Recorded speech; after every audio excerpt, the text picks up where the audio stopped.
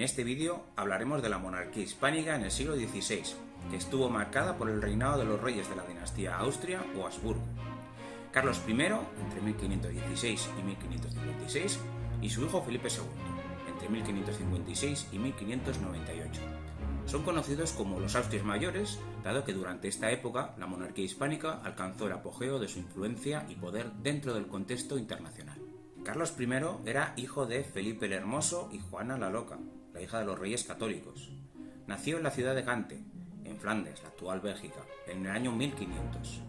En 1516 fue proclamado rey de España y en 1519 fue proclamado emperador del Sacro Imperio Romano Germánico, que incluía Alemania y otros territorios europeos.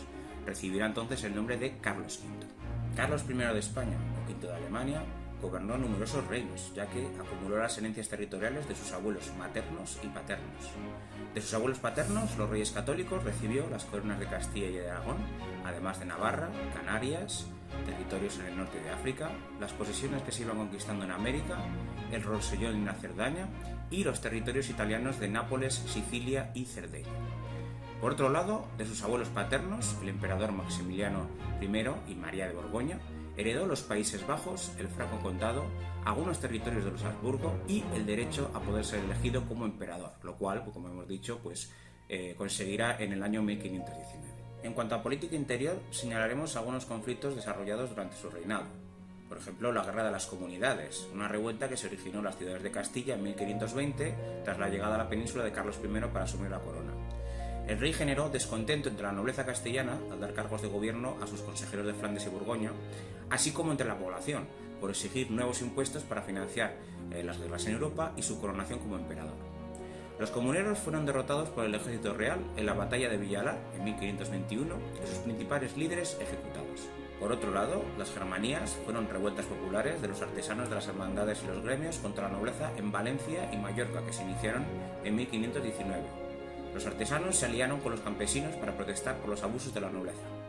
Carlos I apoyó a la nobleza y los rebeldes fueron derrotados en 1523.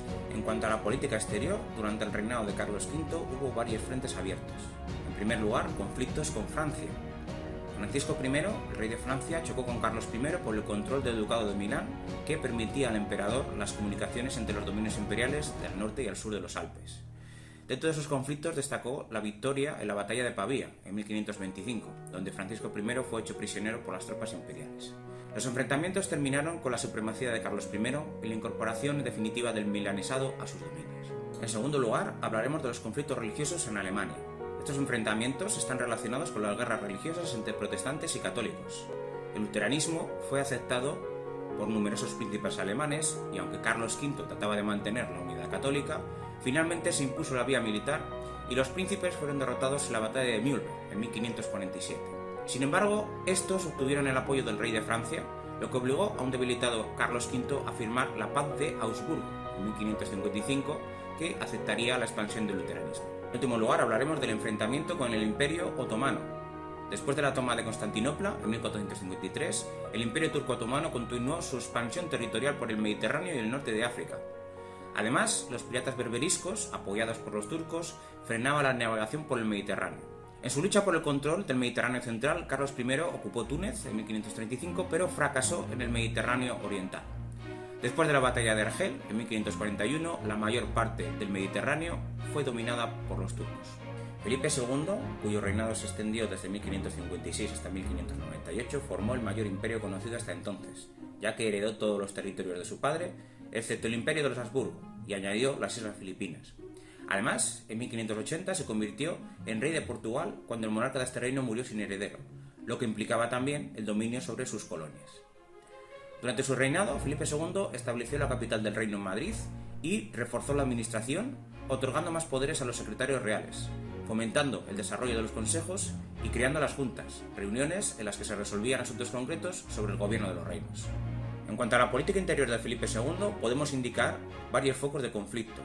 Por ejemplo, la rebelión de las Alpujarras, una sublevación que se produjo en 1568 en las Alpujarras granadinas a causa de las leyes promulgadas por Felipe II que, en su defensa del catolicismo, prohibía a los moriscos, los musulmanes convertidos al cristianismo del antiguo reino de Granada, el uso de su lengua, vestidos y costumbres, ya que temía que apoyaran a los turcos que pretendían controlar la costa mediterránea. El ejército, comandado por Juan de Austria, puso fin a la revuelta y 100.000 moriscos fueron expulsados de Granada y dispersados por Castilla. También hablaremos de los disturbios en Aragón en 1591 contra el autoritarismo regio, a causa del caso de Antonio Pérez, secretario de Felipe II. Fue acusado de conspiración y asesinato y huyó de Madrid, acogiéndose a los fueros aragoneses. Por tanto, Felipe II utilizó a la Inquisición para declararlo hereje y condenarlo a muerte, lo que va a mover a una rebelión encabezada por Juan de Lanuza, el Justicia Mayor de Aragón, que va a ser reprimida por el ejército. Desde entonces el rey controló el nombramiento del Justicia de Aragón, la máxima autoridad dentro del reino aragonés. Respecto a la política exterior durante este reinado, igualmente tendremos que hablar de diversos frentes. Uno de ellos será la rebelión en los Países Bajos, un conflicto que se inició por la difusión del calvinismo en las provincias del norte de los Países Bajos, ya que Felipe II tomó medidas autoritarias contra ello, provocando el descontento de las ciudades y de algunos nobles. La rebelión se terminó convirtiendo en una larga guerra contra España que terminaría con la independencia de estas provincias y la formación de las Provincias Unidas. Seguimos con los conflictos con Francia. La enemistad con Francia se incrementó por el apoyo francés a los rebeldes de los Países Bajos. Tras varias victorias españolas, como la batalla de San Quintín en 1557, Francia renunció a los territorios italianos mediante la paz de Cateau-Cambrésis en 1559, tratado en el que además reconoció la supremacía hispánica. También hablaremos de los conflictos con Inglaterra.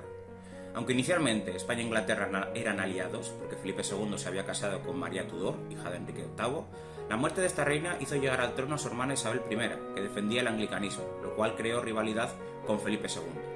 Las tensiones crecieron por la ayuda de Inglaterra a los rebeldes de los Países Bajos y por los problemas que causaban los piratas ingleses, como Francis Drake. El conflicto aumentó por el apoyo de Felipe II a María Estuardo, reina católica de Escocia, cuya ejecución por orden de Isabel I decidió a Felipe II enviar a la llamada Armada Invencible en 1588 con el fin de invadir Inglaterra. Sin embargo, el hundimiento de esta flota, por un temporal, hizo fracasar la empresa y la paz con Inglaterra no fue posible hasta 1604, cuando tanto Felipe II como Isabel I ya habían fallecido. Y volvemos a hablar de los enfrentamientos con el Imperio Otomano. Felipe II se alió con Venecia y con el Papa en la Santa Liga contra los turcos. La victoria de esta Santa Liga, comandada por Juan de Austria en la batalla de Lepanto en 1571, creó la ilusión de que el poder turco se había roto. Pero la consecuencia de estos enfrentamientos fue el reparto en el Mediterráneo entre el Imperio Turco, la cuenca oriental, y España, que dominaría sobre la cuenca occidental. Haremos un breve repaso para finalizar el vídeo. Hemos hablado en él de los hostios mayores, refiriéndonos a los reinados de Carlos I y Felipe II durante el siglo XVI, ambos vinculados a la dinastía Habsburgo. Carlos I acumuló las herencias territoriales de sus abuelos maternos, los reyes católicos, y de sus abuelos paternos, el emperador Maximiliano de Habsburgo y María de Borgoña. Fue proclamado rey de España en 1516 como Carlos I y emperador del Sacro Imperio Romano Germánico en 1519 como Carlos V. Entre los conflictos interiores hemos destacado la Guerra de las Comunidades en Castilla y las Germanías en Valencia y Mallorca, mientras que entre los conflictos exteriores hemos mencionado los conflictos con la Francia de Francisco I por el control del Ducado de Milán, los conflictos religiosos en Alemania a raíz de la Reforma Protestante de Lutero y los conflictos con el Imperio Otomano, dada su expansión territorial por el Mediterráneo. Felipe II, por su parte, formó el mayor imperio conocido hasta entonces, heredando las posesiones de Carlos I, el imperio de los Habsburgo, y añadiendo las Islas Filipinas y Portugal, con todas sus colonias. También hemos mencionado que estableció la capital del reino en Madrid. Entre los conflictos interiores hemos destacado la rebelión de los moriscos en las Alpujarras granadinas y las revueltas en Aragón a raíz del caso del secretario Antonio Pérez.